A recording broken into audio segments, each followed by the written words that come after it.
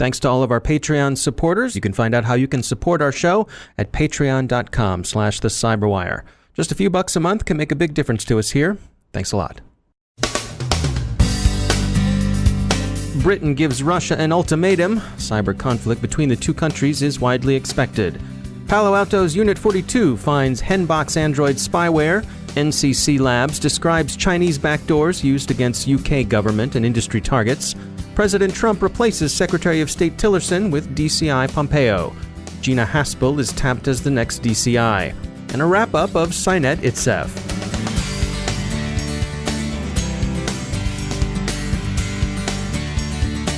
Time to tell you about our sponsor, Recorded Future. If you haven't already done so, take a look at Recorded Future's Cyber Daily. We look at it, the CyberWire staff subscribes and consults it daily. The web is rich with indicators and warnings, but it's nearly impossible to collect them by eyeballing the internet yourself, no matter how many analysts you might have on staff, and we're betting that however many you haven't got enough. Recorded Future does the hard work for you by automatically collecting and organizing the entire web to identify new vulnerabilities and emerging threat indicators. Sign up for the Cyber Daily email to get the top trending technical indicators crossing the web. Cyber news, targeted industries, threat actors, exploited vulnerabilities, malware, suspicious IP addresses, and much more. Subscribe today and stay ahead of the cyber attacks. Go to recordedfuture.com/intel to subscribe for free threat intelligence updates from Recorded Future. That's recordedfuture.com/intel. And we thank Recorded Future for sponsoring our show.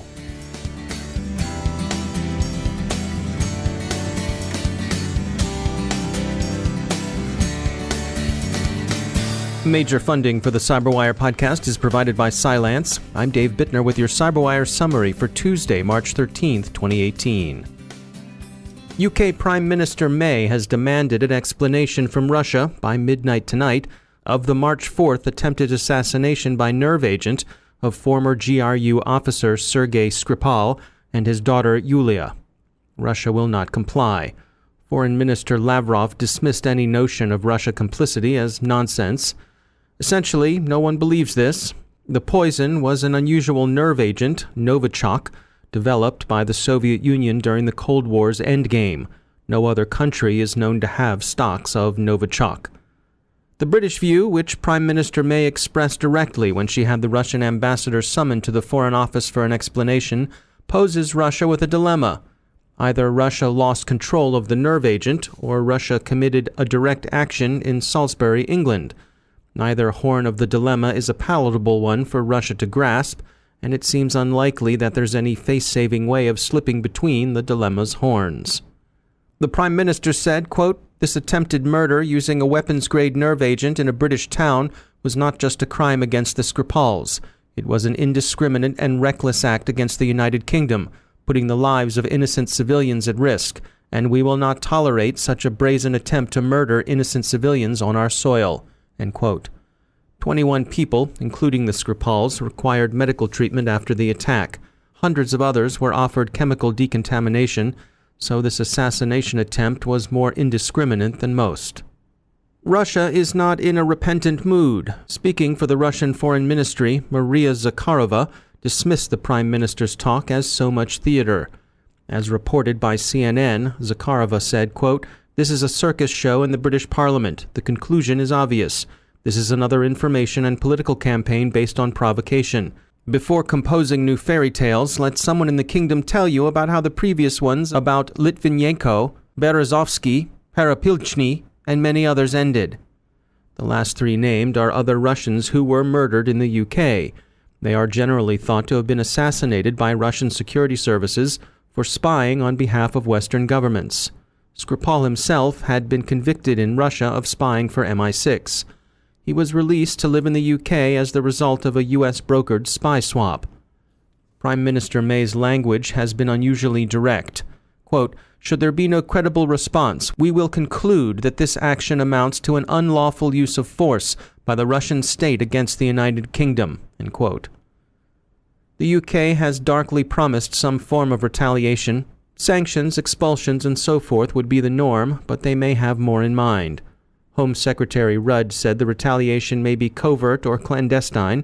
which, taken with last week's cabinet statement on cyber defense, is being read as hinting at retaliation with some form of cyber attack. That, in turn, is expected to summon further Russian retaliation. The U.S. has deplored the attack and says it stands firmly with its ally. Have you considered that testing your network for vulnerabilities may draw undue attention to it? Tom Batters is from Telos, and he joins us to make the case that obfuscation and the use of cloud infrastructure can make it harder for adversaries to make sense of what you're up to. Cyber threat intelligence professionals are attempting to do their research and investigation and thwart attacks using standard or their own, basic networks from inside out. And many times what happens is cyber criminals are just sitting out there listening to see who's doing what to find vulnerabilities for attack. So new tools are required to really do this job well and separate those activities from corporate or enterprise networks through the use of cloud-based, obfuscated networks that are separate from the enterprise networks. So, basically do your work to identify threats on a separate network than your own. So take us through the details of that. How can you test your network using a separate network? So really, when you test your network, you want to do that from the outside in, right? You want to find out who's looking at your network and who can get into your network. So using an obfuscated or managed attribution network that will hide your identity, hide your location, and encrypt all of your data so that no one can attribute your activities to you.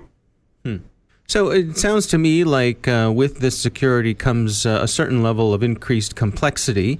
How do you balance that complexity against the potential for the increased security? So from the user's perspective, it's fairly simple. From the user's perspective, they get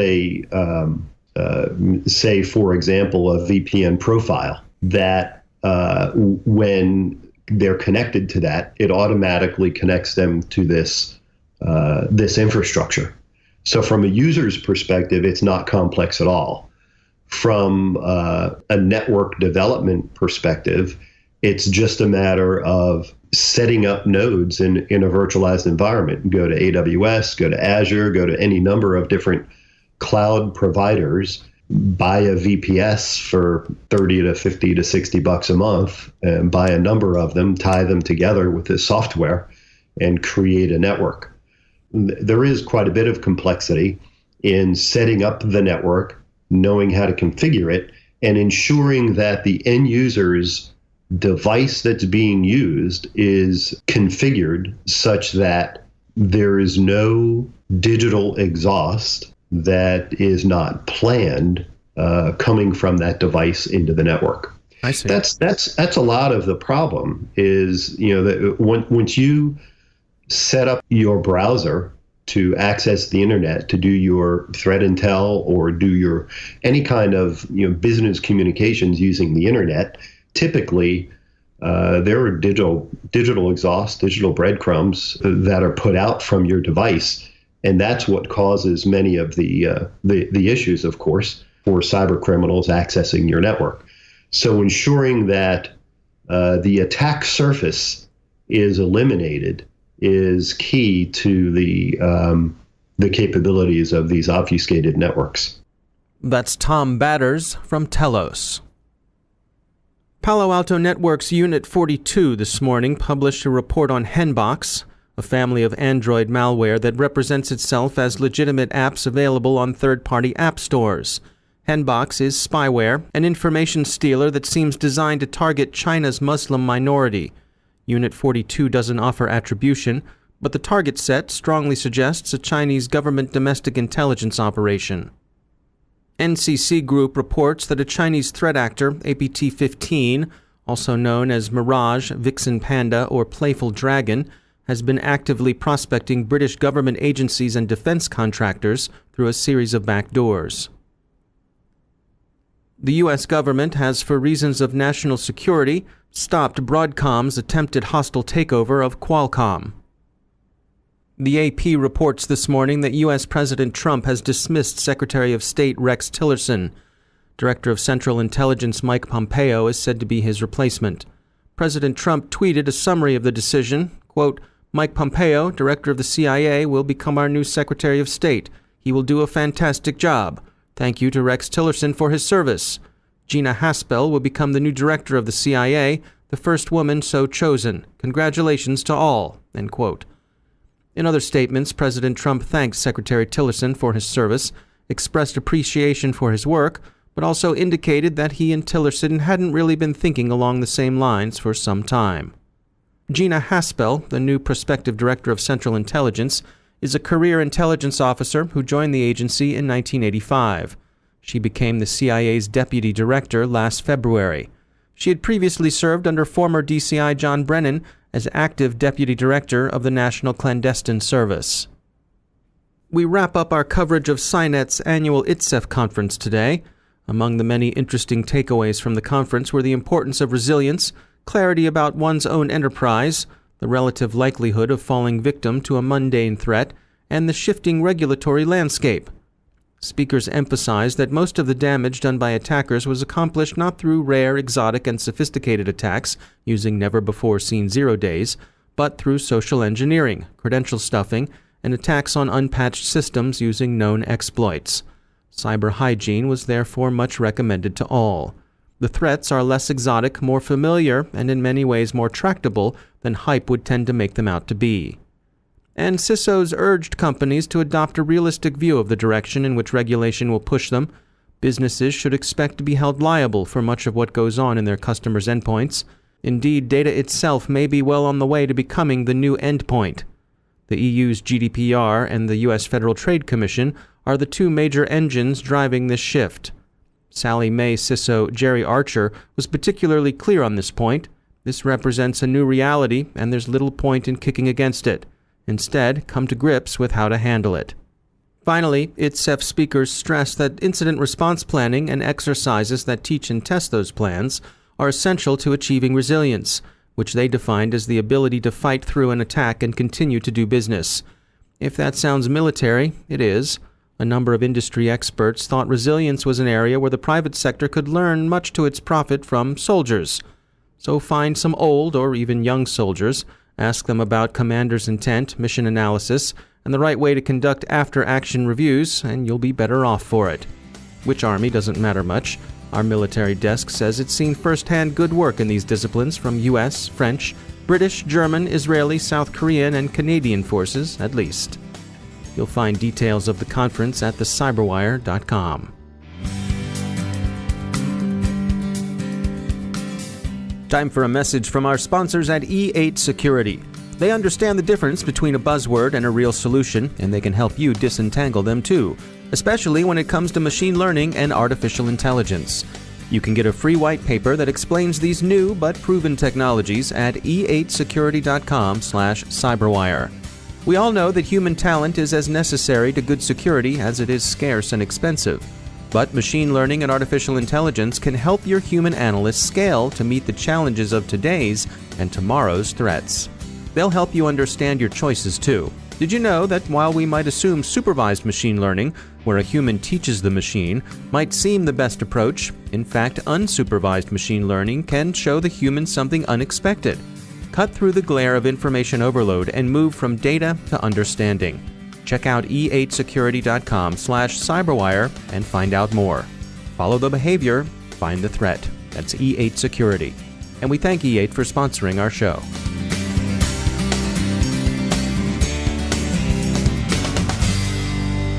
And joining me once again is Professor Rashid. He's a professor of cybersecurity at the University of Bristol. Welcome back. We wanted to touch today on cyber physical systems. You say this is a new frontier for security. Fill us in here. What are we talking about? We use devices all the time. We have smart watches, smart thermostats, we are using smart locks, we are talking about the Internet of Things revolution. And all these devices are effectively mini computers which control the environment. And that's really what a cyber-physical system is. And ultimately, what we are looking at is potentially, and industry estimates are that in the next few years, we may have up to 50 billion connected devices around the world. How do we actually secure this really highly connected set of mini computers all over the world is actually very, very complicated. We've already looked at the scenario of the Mirai botnet, where a number of these connected devices were actually repurposed to launch a very large-scale denial of service attack. And ultimately, these devices interconnect with the other connected environment that we have, for example, the workplaces, our homes, and so on, in intricate ways, and often implicitly. And users often do not fully understand what kind of complex interconnections are going on. And that really is the next challenge for security, as to how do you actually secure this highly connected set of lots and lots of small devices. Do you think we're looking at a situation where there needs to be some sort of, for example, international standards for a minimum standard of security for these sorts of things?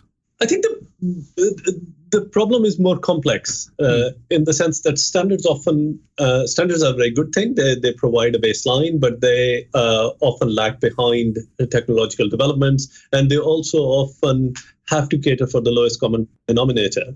I think the key thing here is that when we are designing these devices, we need to think about what are the security implications of these devices. At the moment, many a times security is a very late consideration or not a consideration at all. People are concerned about connectivity of these devices, ease of connectivity. They're also concerned about battery life and hence energy consumption and things like that. So often security takes a back seat, and we need to really think about security being a core feature of the devices, because only by doing that we can actually address these kind of issues. Similarly, we also have to think about that these devices are not used by security experts. They are used by citizens around the world who actually deploy them in their homes.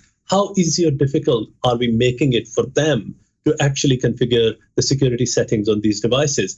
What do they understand? How are we informing them? What kind of communication is the device undertaking? For example, you buy your smart TV. Do you know with what or with whom the smart TV is communicating? Can you easily change those settings? And the answer at the moment is unfortunately not, because it's not very easy for users to understand what happens and what are the security implications of the various communications that these devices do. But also, it's not really very easy to update those settings or even understand those settings.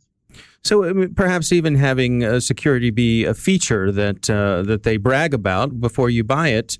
In this world where people browse through Amazon and look for the cheapest device, perhaps security is something that manufacturers should crow about as a differentiator.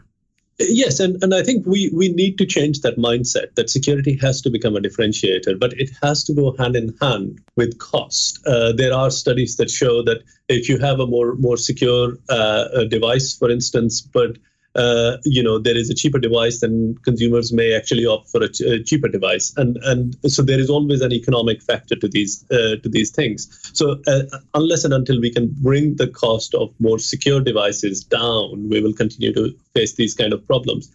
And the flip side of that is that we also need to actually have better means to encourage developers in integrating security more concretely into the software and the hardware that underpins these devices. Professor Rashid, thanks for joining us. And that's the Cyberwire. Thanks to all of our sponsors for making the Cyberwire possible, especially to our sustaining sponsor, Cylance. To find out how Cylance can help protect you through the use of artificial intelligence, visit Cylance.com. And thanks to our supporting sponsor, E8 Security. Follow the behavior, find the threat. Visit e8security.com to learn more. The Cyberwire podcast is proudly produced in Maryland out of the startup studios of Data Tribe, where they're co-building the next generation of cybersecurity teams and technology. Our show is produced by Pratt Street Media with editor John Petrick, social media editor Jennifer Iben, technical editor Chris Russell, executive editor Peter Kilpie, and I'm Dave Bittner. Thanks for listening.